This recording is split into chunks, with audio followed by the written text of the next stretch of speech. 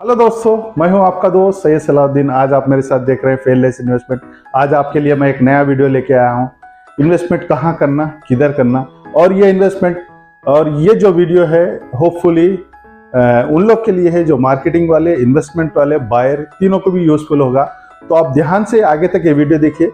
मैं आपको बताऊंगा वीडियो में कहां कहां इन्वेस्टमेंट करना चाहिए, किधर इन्वेस्टमेंट करने से आपको कितना प्रॉफिट होगा, रेंटल इनकम क्या होता है, कमर्शियल इनकम क्या होता है, सारी चीजें ये वीडियो में आगे चल के आपको पता चलिए। और मैं आपको वीडियो को इतना लंबा नहीं करना चाहता, तो अब डायरेक्ट हम वीडियो पे जाते हैं। तो इसमें आप डिटेल में देखिए, और स्पेशली ये जो रियल एस्टेट में जो मार्केटिंग करते हैं उन लोग के लिए बहुत ही यूजफुल ये वीडियो होगा। तो प्लीज आप लोग भी वॉच करें। दोस्तों, रियल एस्टेट में इन्वेस्ट करने का मतलब होता है लैंड या उस पर बने स्ट्रक्चर में इन्वेस्ट करना। और इंडिया में रियल एस्टेट में इन्वेस्टिंग करने की हिस्ट्री काफी पुरानी है। लोग लैंड बाय करते हैं ताकि फ्यूचर में उसकी प्राइस बढ़ने से उन्हें प्रॉफिट हो, या वो घर या शॉप्स बाय करके उसे रेंट पर देते हैं, जिससे कि उन्हें रेगुलर इनकम आती रहे।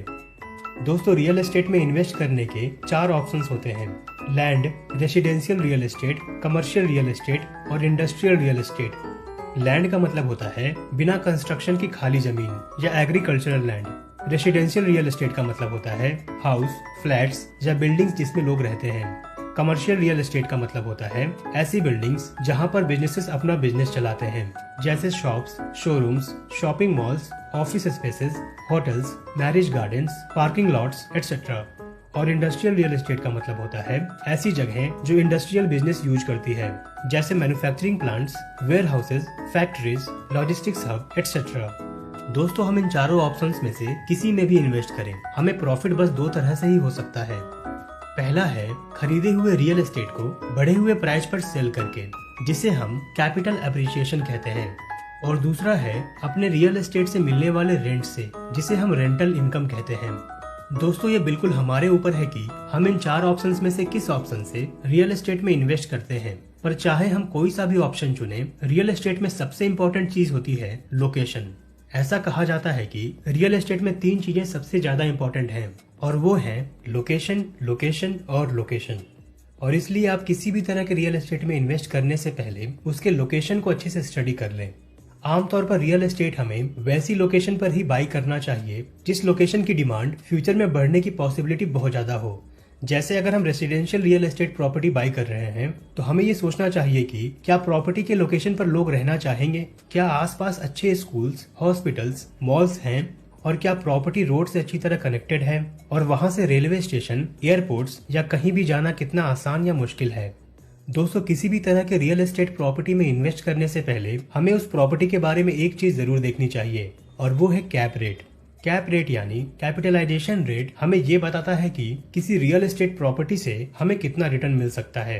कैप रेट कैलकुलेट करने का फॉर्मूला होता है cap rate is equal to net operating income divided by current market price of the property.